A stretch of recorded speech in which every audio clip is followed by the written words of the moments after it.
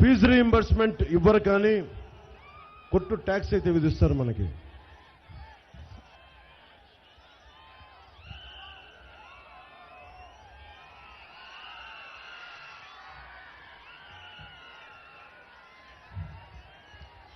కొట్టుగారి అవినీతి ఏ స్థాయికి వెళ్ళిపోయిందంటే శారదా లైబ్రరీ భూములు కొట్టేయడానికి కూడా కుట్రపన్నారు. మన ఆర్టీసీ కాంప్లెక్స్ పక్కనే ఉన్న 100 ఫీట్ రోడ్లో 1.5 కోట్లు తీసుకొని షాపింగ్ మాల్ పార్కింగ్కి ఇచ్చారు. ఏజెంట్లను పెట్టుకొని టీటీడీ లెటర్లు, మనకి సుప్రభాతం టికెట్లు బ్లాక్లో అమ్ముకున్నారు. మీ ఎమ్మెల్యేని ఎన్నుకుంటే ఇది జరుగుతా. ప్రోటోకాల్ దర్శనానికి 15,000, బ్రేక్ దర్శనానికి 6,000, టికెట్ ప్రైజ్కి 500 రూపాయలు. దేవస్థానానికి ముఖ్యమంత్రిగా చేసి దేవస్థానాన్ని కాపాడమంటే ఈయనకి టికెట్లకు పంపిణీ చేస్తాను, డబ్బులుగా అమ్ముకుంటా ఉన్నాడు. లేఅవుట్, కొత్త ఇల్లు, కొత్త వ్యాపారం, చిన్న ప్యాచ్లు వేసుకునే సైకిల్ షాప్ పెట్టుకోవాలనుకున్నా వీళ్ళకి కే ట్యాక్స్ కట్టాలి. ఇది మీరు చెప్పండి, ఎందుకు భయపడాలి మనం? ప్రతి నియోజకవర్గంలో ఒక రేటు కట్టారు. ఏ లేఅవుట్ వేయాలన్నా ఈ మంత్రి పెట్టిన రేటు 30 లక్షలు. ఒక దగ్గర బంధువు గారు కూడా పాప ఆయన తెలిసిన స్నేహితులు నా దగ్గర చెప్పారు, నేను కొట్టుగారి బంధువునండి, నాకు కూడా 3 కోట్ల రూపాయలు తీసుకోకుండా విడిచిపెట్టలేదని. డిమాండ్ చేసి ట్యాక్స్ కట్టకపోతే అధికారులను అడ్డం పెట్టుకుని వేధింపులు చేస్తూ ఉన్నారని తెలిసింది. జగన్ ప్రభుత్వంలో ఉద్యోగుల పరిస్థితి, ఉద్యోగస్తులకి జగన్ చేసిన ద్రోహం అంతా ఇంత కాదు. వారంలో సిపిఎస్ రద్దు చేస్తామన్నాడు, అది చేయలేదు. ద్రోహం అక్కడితో ఆగల. Permanent retirement account number accounts లో డిపాజిట్ చేయాల్సిన డబ్బులు మొత్తం ఈ గవర్నమెంట్ వాడేసుకుంది.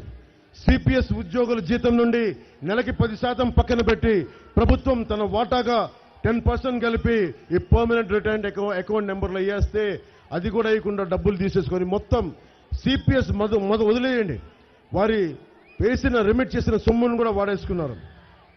మీరు చెప్పండి, మీరు ఎవరికైనా డబ్బులు తీసుకొని వాడేసుకుంటే మన మీద చీటింగ్ కేసు పెడతారు. అలాంటిది ఉద్యోగస్తుల కష్టాన్ని, నేను ఒక మాజీ ప్రభుత్వ ఉద్యోగ కొడుకుని, నాకు తెలిసే కష్టం ఎలా ఉంటుందో. కష్టపడి సంపాదించుకున్న డబ్బుని ఎవడు సాక్షాత్తు ముఖ్యమంత్రి కొట్టేస్తే ఎక్కడికి పారిపోతాం?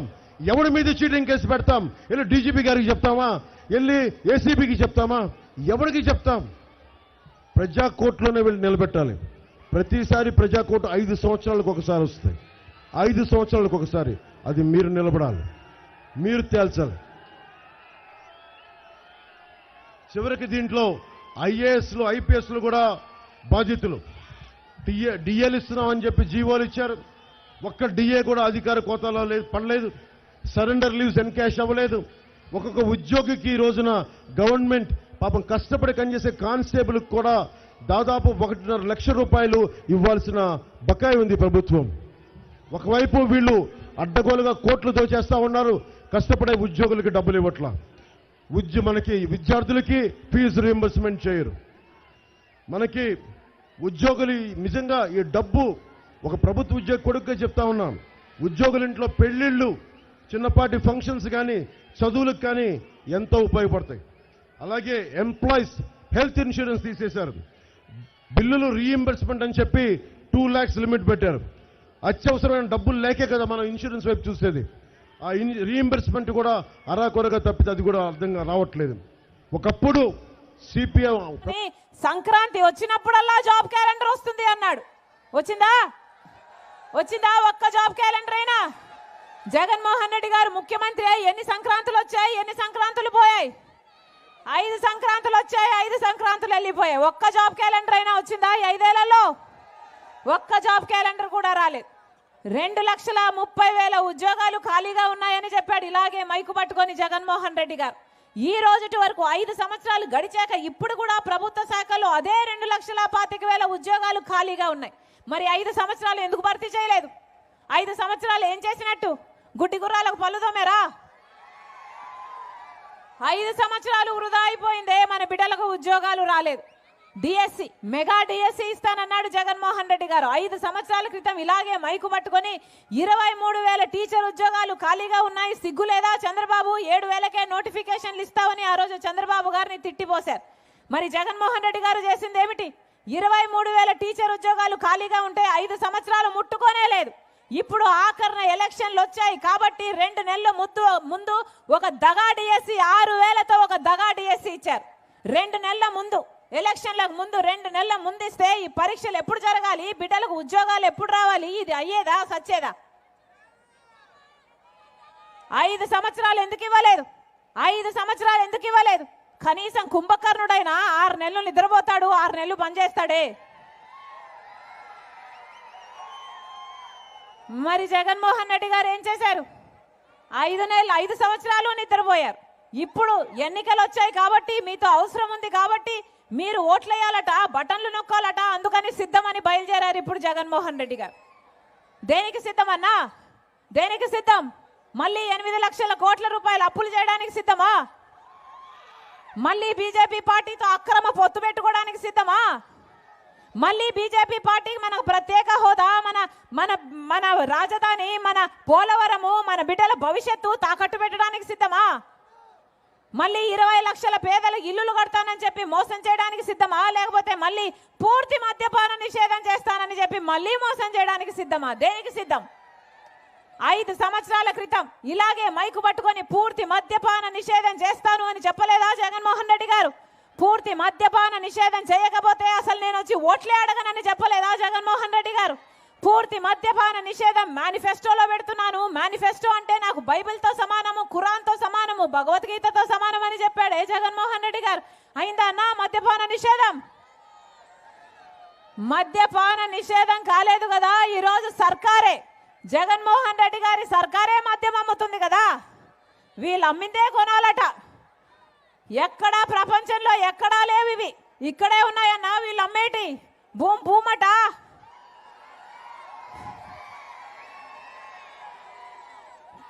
భూమట, స్పెషల్ స్టేటస్ అట, క్యాపిటల్ అట, డిఎస్సి అట. అయ్యా జగన్మోహన్ రెడ్డి గారు వాగ్దానాలన్నీ ఎక్కడ నిలబెట్టుకున్నారయ్యా అంటే అదిగో మద్యం షాపులు అన్ని నిలబెట్టుకున్నారు అన్నట్టుగా ఉంది. వీళ్ళు అమ్మిందే కొనాలి, వీళ్ళకి ఎంత కమ్ముతే అంతకే కొనాలి. అది కూడా డిజిటల్ పేమెంట్స్ లేవు, ఓన్లీ క్యాష్ అట. అంటే ఎంత అమ్ముతున్నారు? సేల్స్ ట్యాక్స్ ఎంత, స్టేట్ ట్యాక్స్ ఎంత, సెంట్రల్ ట్యాక్స్ ఎంత, ఎక్సైజ్ ట్యాక్స్ ఎంత? ఒక లెక్క, ఒక పాడు, ఒక పద్ధతి ఏదైనా ఏడ్చిందా? ఈ కల్తీ మందు తాగి మన రాష్ట్రంలో 25% మంది ఎక్కువ చచ్చిపోతున్నారు. లివరు, కిడ్నీలు చెడిపోయి. ఎవరు పట్టించుకుంటున్నారు? ఒక్క హెల్త్ చెక్ అయినా ఉందా? ఒక్క హెల్త్ చెక్ అయినా ఉందా? మొత్తం ఏరులై పారుతుంది మద్యంలో అభివృద్ధి చెందింది. మధ్యాంధ్రప్రదేశ్గా అయింది మన రాష్ట్రం.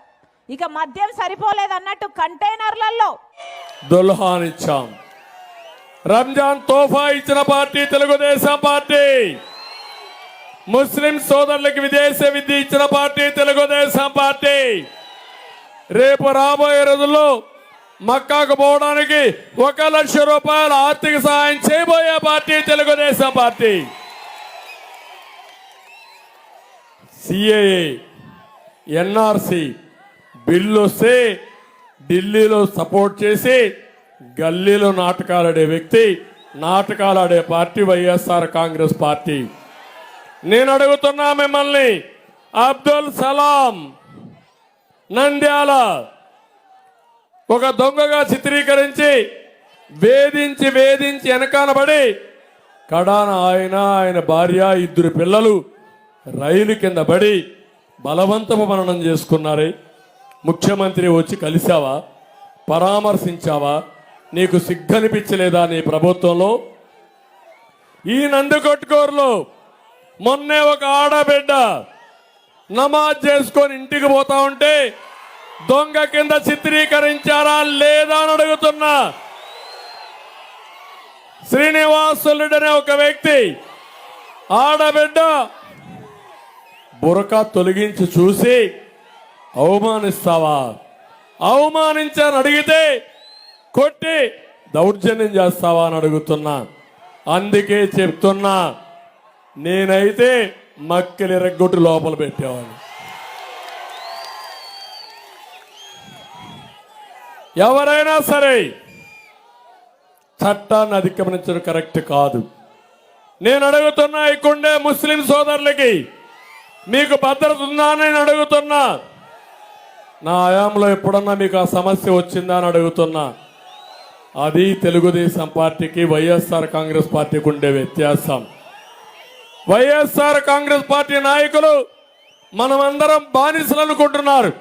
బానిసలం కాదు, గౌరవంగా బతికే ప్రజానీకమని ఆత్మ గౌరవాన్ని చెప్పవలసిన అవసరం ముస్లిం సోదరులకు ఉందని చెప్పి నేను మీకు తెలియజేస్తున్నా. అందుకే ముస్లిం సోదరులకు కూడా నేను ఒక మేనిఫెస్టో తీసుకొస్తా, మీ అందరికీ న్యాయం చేపిస్తా. నేనే ఆ రోజు ఇమాములకి మౌజుములకి ఆందోళన ఇచ్చిన పార్టీ తెలుగుదేశం పార్టీ. మొన్న 6 నెలలు ఇవ్వకపోతే నేను మీటింగ్లో తిడితే మొన్నే రిలీజ్ చేసిన వ్యక్తి ఈ సైకో అని చెప్పి నేను మీకు తెలియజేస్తున్నా. ఈరోజు 1500 కోట్ల రూపాయలు ఆరోగ్యశ్రీలో డబ్బులు ఇవ్వకుండా పేదవాడు ఆరోగ్యం ఆగిపోయే పరిస్థితి వచ్చింది. ఇలాంటి చెప్పుకుంటూ పోతే రాత్రంతా కూడా చాలదు. ఏది ఏమైనా నేను ఒకటే మిమ్మల్ని అందరినీ కోరుతున్నా. ఈరోజు నేనేదో వాళ్ళని తిట్టడానికి రాలేదు. నేను వచ్చింది ఒకే దానికి వచ్చాను, మిమ్మల్ని చైతన్యవంతులు చేయడానికి వచ్చాను. ప్రజాగళం కింద వచ్చాను, వాస్తవాలు చెప్పడానికి వచ్చాను. మళ్ళీ జరగరాని తప్పు జరిగితే మీ జీవితాలు చాలా ఆగమైపోతాయి, ఇబ్బంది పడతారు. అది ముందు చెప్పడం నా బాధ్యత. అందుకే మీ పిల్లల కోసం, మీకోసం, మన భవిష్యత్తు కోసం, ఈ రాష్ట్రం కోసం చెప్పడానికి వచ్చాను. నేను ఒకే ఒక విషయం చెప్తున్నా, నాకేం ముఖ్యమంత్రి పదవి కావాలని అడుగుతున్నా. సమైక్య ఆంధ్రప్రదేశ్లో 9 సంవత్సరాల ముఖ్యమంత్రిని, నవ్య ఆంధ్రప్రదేశ్లో 5 సంవత్సరాల ముఖ్యమంత్రిని, హైదరాబాద్ నగరాన్ని అభివృద్ధి చేసి ప్రపంచ పట్టణంలో పెట్టిన వ్యక్తిని, ఐటీ అభివృద్ధి చేసి తెలుగు వారిని ప్రపంచం మొత్తం పంపించిన పార్టీ తెలుగుదేశం పార్టీ. నా బాధ 50% జనాభా ఆంధ్రప్రదేశ్లో ఉంటే కులాలు, మతాలు, ప్రాంతాలకు అతీతంగా నాశనం అయిపోయాం. బాధల్లో ఉన్నారు, ఇబ్బందుల్లో ఉన్నారు, ఆర్థికంగా సంక్షోభంలో ఉన్నారు. అందుకే నేను ఒక బాధ్యత. సంక్రాంతి వచ్చినప్పుడల్లా జాబ్ క్యాలెండర్ వస్తుంది అన్నాడు. వచ్చిందా? ఒక్క జాబ్ క్యాలెండర్ అయినా? జగన్మోహన్ రెడ్డి గారు ముఖ్యమంత్రి అయ్యి ఎన్ని సంక్రాంతులు వచ్చాయి, ఎన్ని సంక్రాంతులు పోయాయి? 5 సంక్రాంతులు వచ్చాయి, 5 సంక్రాంతులు వెళ్ళిపోయాయి. ఒక్క జాబ్ క్యాలెండర్ అయినా వచ్చిందా ఈ 5 ఏళ్లలో? ఒక్క జాబ్ క్యాలెండర్ కూడా రాలేదు. 2,30,000 ఉద్యోగాలు ఖాళీగా ఉన్నాయని చెప్పాడు ఇలాగే మైకు పట్టుకొని జగన్మోహన్ రెడ్డి గారు. ఈ రోజుటి వరకు 5 సంవత్సరాలు గడిచాక ఇప్పుడు కూడా ప్రభుత్వ శాఖలో అదే 2,25,000 ఉద్యోగాలు ఖాళీగా ఉన్నాయి. మరి 5 సంవత్సరాలు ఎందుకు భర్తీ చేయలేదు? 5 సంవత్సరాలు ఏం చేసినట్టు? గుడ్డి గుర్రాలకు పళ్ళుదోమేరా? 5 సంవత్సరాలు వృధా అయిపోయిందే, మన బిడ్డలకు ఉద్యోగాలు రాలేదు. డిఎస్సి, మెగా డిఎస్సి ఇస్తానన్నాడు జగన్మోహన్ రెడ్డి గారు. 5 సంవత్సరాల క్రితం ఇలాగే మైకు పట్టుకొని 23,000 టీచర్ ఉద్యోగాలు ఖాళీగా ఉన్నాయి, సిగ్గు లేదా చంద్రబాబు, 7,000కే నోటిఫికేషన్లు ఇస్తావని ఆ రోజు చంద్రబాబు గారిని తిట్టిపోశారు. మరి జగన్మోహన్ రెడ్డి గారు చేసింది ఏమిటి? 23,000 టీచర్ ఉద్యోగాలు ఖాళీగా ఉంటే 5 సంవత్సరాలు ముట్టుకోనే లేదు. ఇప్పుడు ఆఖరణ ఎలక్షన్లు వచ్చాయి కాబట్టి 2 నెలల ముందు ఒక దగా డిఎస్సి 6,000తో ఒక దగా డిఎస్సి ఇచ్చారు. 2 నెలల ముందు, ఎలక్షన్లకు ముందు 2 నెలల ముందు ఇస్తే ఈ పరీక్షలు ఎప్పుడు జరగాలి, బిడ్డలకు ఉద్యోగాలు ఎప్పుడు రావాలి? ఇది అయ్యేదా సచ్చేదా? 5 సంవత్సరాలు ఎందుకు ఇవ్వలేదు? 5 సంవత్సరాలు ఎందుకు ఇవ్వలేదు? కనీసం కుంభకర్ణుడైనా 6 నెలలు నిద్రపోతాడు, 6 నెలలు పనిచేస్తాడే. మరి జగన్మోహన్ రెడ్డి గారు ఏం చేశారు? 5 సంవత్సరాలు నిద్రపోయారు.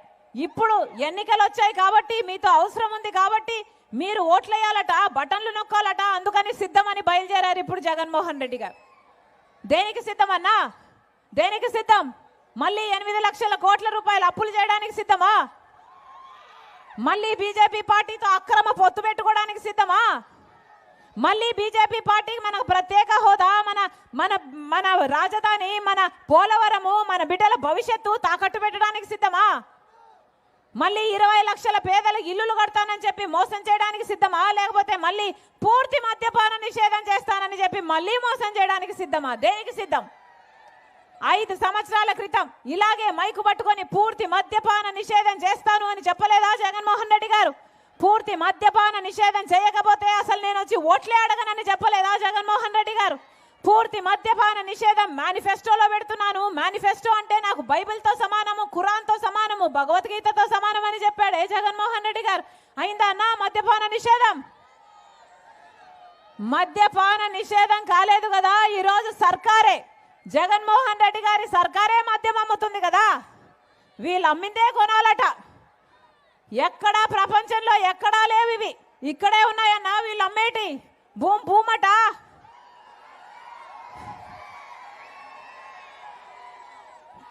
భూమట, స్పెషల్ స్టేటస్ అట, క్యాపిటల్ అట, డిఎస్సి అట. అయ్యా జగన్మోహన్ రెడ్డి గారు వాగ్దానాలన్నీ ఎక్కడ నిలబెట్టుకున్నారయ్యా అంటే అదిగో మద్యం షాపులు అన్ని నిలబెట్టుకున్నారు అన్నట్టుగా ఉంది. వీళ్ళు అమ్మిందే కొనాలి, వీళ్ళకి ఎంత కమ్ముతే అంతకే కొనాలి. అది కూడా డిజిటల్ పేమెంట్స్ లేవు, ఓన్లీ క్యాష్ అట. అంటే ఎంత అమ్ముతున్నారు, సేల్స్ ట్యాక్స్ ఎంత, స్టేట్ ట్యాక్స్ ఎంత, సెంట్రల్ ట్యాక్స్ ఎంత, ఎక్సైజ్ ట్యాక్స్ ఎంత, ఒక లెక్క, ఒక పాడు, ఒక పద్ధతి ఏదైనా ఏడ్చిందా?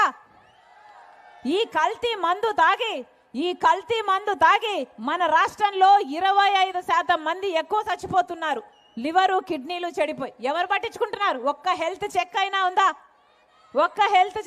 ఉందా? మొత్తం ఏర్లై పారుతుంది మద్యంలో అభివృద్ధి చెందింది. మధ్యాంధ్రప్రదేశ్గా అయింది మన రాష్ట్రం. ఇక మద్యం సరిపోలేదు అన్నట్టు కంటైనర్లో డ్రగ్స్ వస్తున్నాయి. ఎక్కడ చూసినా గంజాయి దొరుకుతుంది. ఎక్కడికి వెళ్తుందన్నా మన రాష్ట్రం? ఎందుకు వేయాలి వీళ్ళకు ఓట్లు? మళ్ళీ చెప్తున్నాం, బీజేపీ పార్టీ ఎక్కడో లేదు మన రాష్ట్రంలో. బి అంటే బాబు, జే అంటే జగన్, పి అంటే పవన్. చంద్రబాబుకు ఓటేసినా అది బీజేపీకి ఓటేసినట్టే, పవన్ కళ్యాణ్కి ఓటేసినా అది బీజేపీకి ఓటేసినట్టే. हिंदुस्तान हिमालय मेरे सरहदों के निगहबान और गंगा मेरी पवित्र कथा की सौगंध।